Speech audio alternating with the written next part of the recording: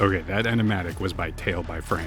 He came to me and asked if he could animate the fight scene from episode 3, just for the love of the game. And man, it is so fun.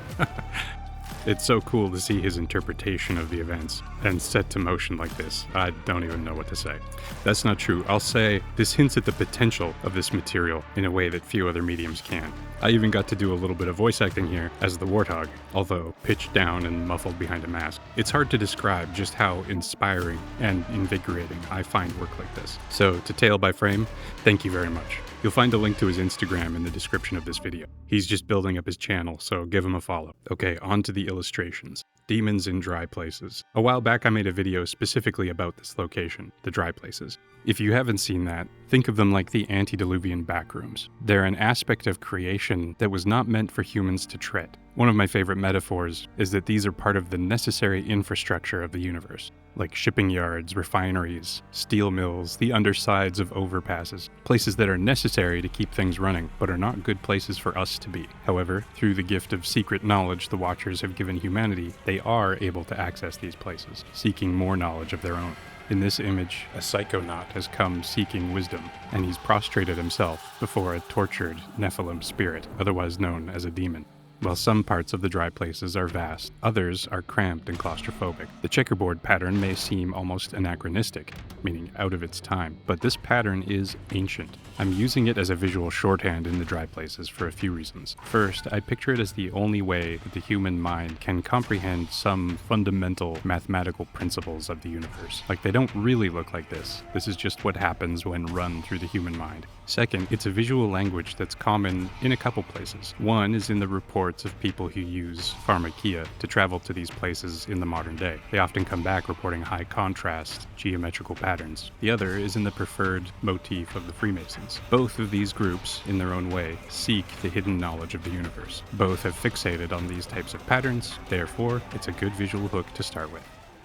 This will be the second image from a Coliseum in this series. It feels like a long time ago now, but I've already drawn the shipwright in this location. Here I thought I'd take a different vantage point. Now we're inside one of the gates through which the creatures are inflicted on the victims. In this case, a relatively small Carnotaurus. In the earlier illustration, the Shipwright and Bastion had dispatched a number of dinosaurs and serpents, so I wanted to mix things up. In the last video, I drew a nephilim gladiator celebrating victory over a great white ape. That was a lot of fun, and I did say eventually in this story, the shipwright will face them himself. This is just an aftermath, but it's also a great way to hold myself accountable in the future, almost like an idea bookmark for later. So here, the Shipwright and Bastion have taken out 3 of them, and it's time for whoever runs this show to up the ante. Part of the intention of this series is to explore the inescapable danger of this world, and so in an effort to increase the overall feeling of danger in this world, I added some splatter around the dragon's mouth to make it look like this is not its first time in the arena today. Reaction shots are incredibly important. They help to give everything scale. I've been drawing a number of dangerous scenarios throughout this series. I thought it would be good to cut back to the shipwright's wife as she and her sons hold down the fort while they're away. The terrifying world they live in has necessitated that she become quite proficient with a range of weapons. Normally with her sons around, a small band of invaders like this wouldn't get so close, but there are very few of them, and they were taking care of invaders elsewhere. Therefore, everyone must be proficient with weaponry. The perils at home are a heavy reminder to Naamah of the dangers her husband is facing during his last mission. By the way, a quick interjection: if you want to be a part of helping projects like this get out there into the wider world, consider following me on Patreon, where we're slowly gathering a collection of rambunctious and rowdy storytellers. Or just like, subscribe, share, the usual social media stuff. Okay, interjection over. Sharp-eyed, long-term viewers of this project may have noticed that this is the very first image of the exterior of the Shipwright's project, which you may be excited to hear has made me realize that it's time to tackle this subject. I need to design Noah's Ark, so that will happen in the very near future. For now, it's hidden in silhouette. Cheap, I know, but it's not ready yet. We just get a hint. During the world-building portion of this series, it would have been all too easy to stay trapped in that stage forever and ever and ever, designing every little thing. But I wanted to get to the story. However, every now and then, due to flashbacks and cutaways, there are some things that I just need to design. This one will be mandatory.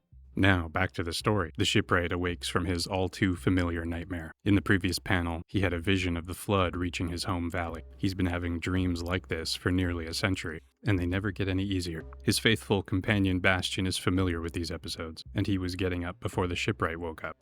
The next panel requires that I spend a little bit more time with architecture. One of the best and most frustrating aspects of creating sequential art is that it requires you to draw stuff that you wouldn't otherwise have drawn. It is very stretching. For this next panel, I want there to be the ruins of a town or city that have been overgrown. In order to do that, I need buildings. I've hinted at using Art Deco as a foundation for the design language. It's one thing to say it, it's another one to actually do it. So for this location, I went and did some research. I found some references that I thought hit the right tone, and I tried to simply sketch them out to get a feel for them. What this really did was help me break down a few principles. There's a strong sense of verticality, very tall shapes, but also lines that reinforce that verticality and draw the eye upwards. It's like a reaching for the heavens kind of design language. Very aspirational. Second, one of the reasons I think Art Deco works so well is that it's a kind of neoclassical style. It's trying to capture the best of Greek and Roman architecture, but in a modern context. One way that manifests is the visual language of steps, almost like a ziggurat or temple. So I'm referencing back in time to people who are referencing even further back in time to find a visual language that I can use for even further back in time. I made a quick sketch and took it about as far as I could in this format, and then made the move into Blender. At this point, I'm not making anything fancy. This is like a foam core model. You can take the best 2D sketch ever, and when you translate it into 3D, you'll find problems you didn't know existed, so it's really good to look at it in this format.